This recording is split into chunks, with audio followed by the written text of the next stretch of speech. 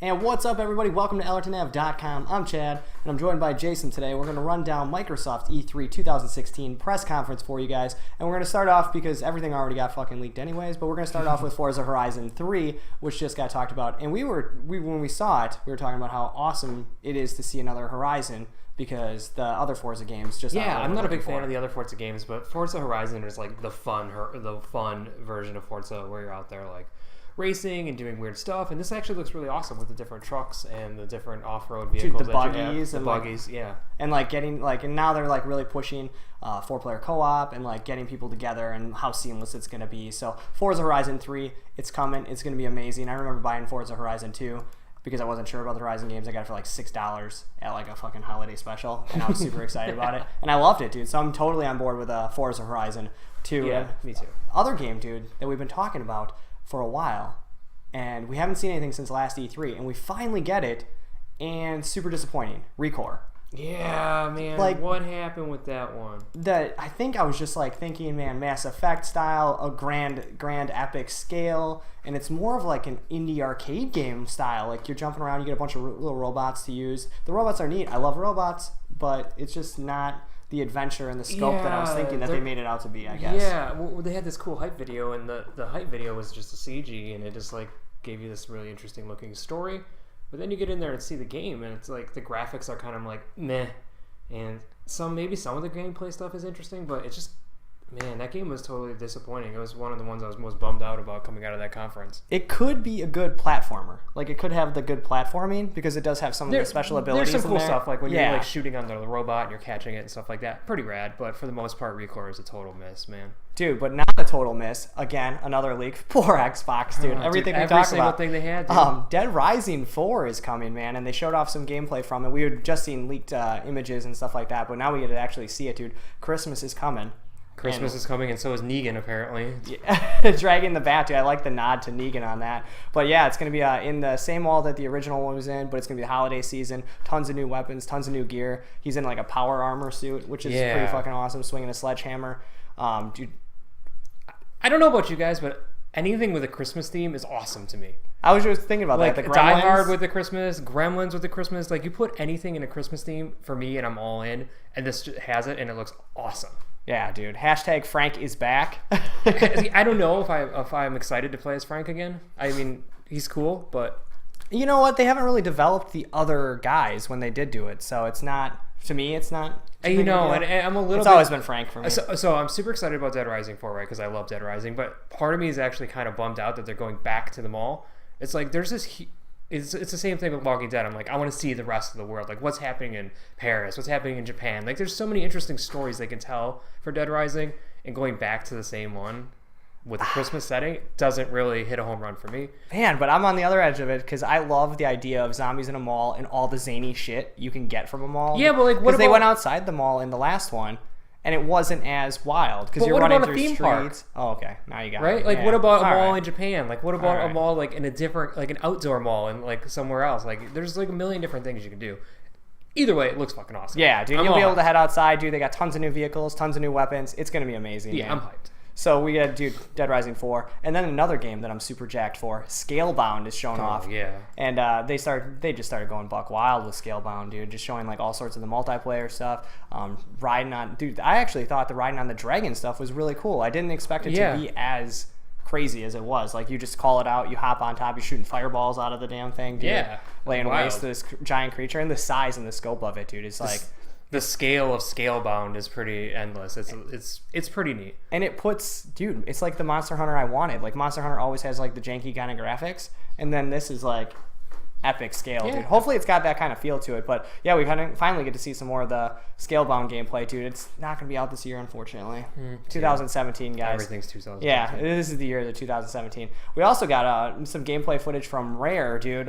They showed off Sea of Thieves, finally. We get to see a little action from Sea of Thieves. Yeah. How do you feel about that?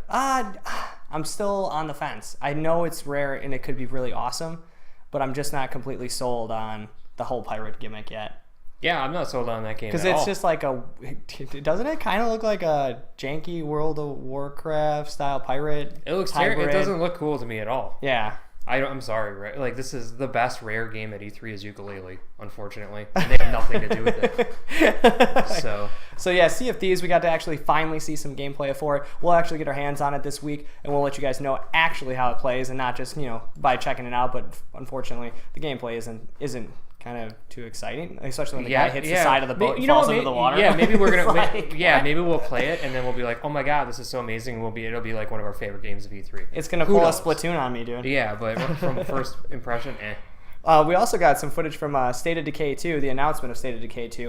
I don't know if you guys are fans of State of Decay, but it was an awesome game with an amazing concept. It just didn't have everything I wanted. Some of the stuff felt a little broken. Some of the leveling and the progression in State of Decay wasn't totally there, and here we go, dude. Now we got State of Decay. I love that game. When that game came out, I blew an entire weekend on it. I remember it came out, and it was really low fanfare. A lot of people were talking about it. I remember texting everybody being like, dude, you guys gotta go buy this game right now. That's when I did Go buy this game. It's awesome because it's like the Walking Dead game we never got. Yeah, you're building your base, you're recruiting people, you're scavenging for food. It's not as in depth as a Daisy or an H1Z1 or these kind of games where you're out there in the wilderness. It's better because you're building a base. Yeah, and the gameplay, the graphics look really good. I'm excited to see where they go with this one. It looks pretty cool.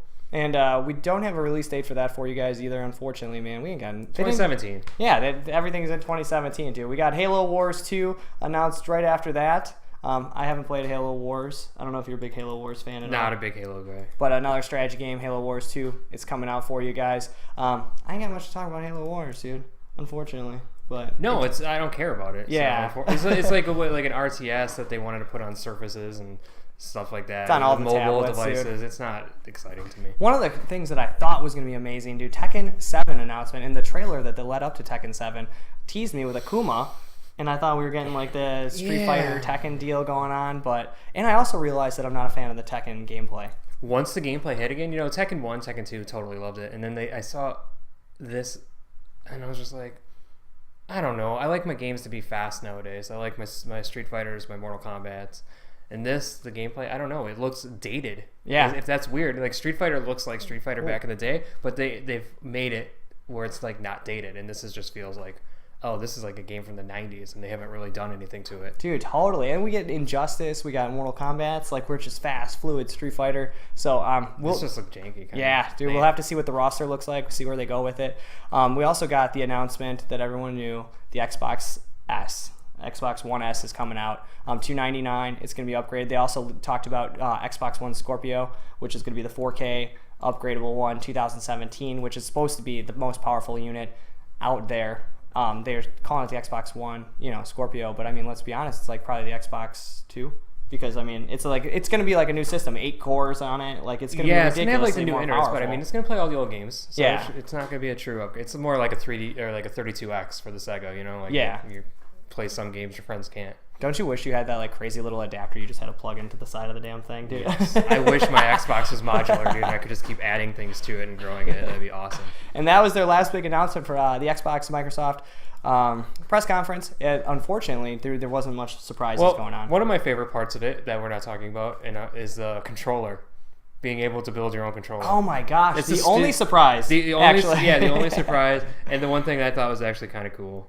But that's pretty much it. You can purchase it. They didn't lay out a pricing point though, which kind of bummed me out. And I've been reading online that it's going to be $80 and then $90 with the engraving. Oh, dude, don't do the engraving. It's like Helvetica text. It's nothing special. Yeah, it was just call us. We'll come to your house and engrave it. I'll write on it with a Sharpie, dude, and then I'll put a lacquer over it. A lacquer over the top. Well, thank you guys so much for joining us for the Xbox Microsoft E3 recap. I'm Chad. This is Jason, and we'll see you guys very soon. Bye.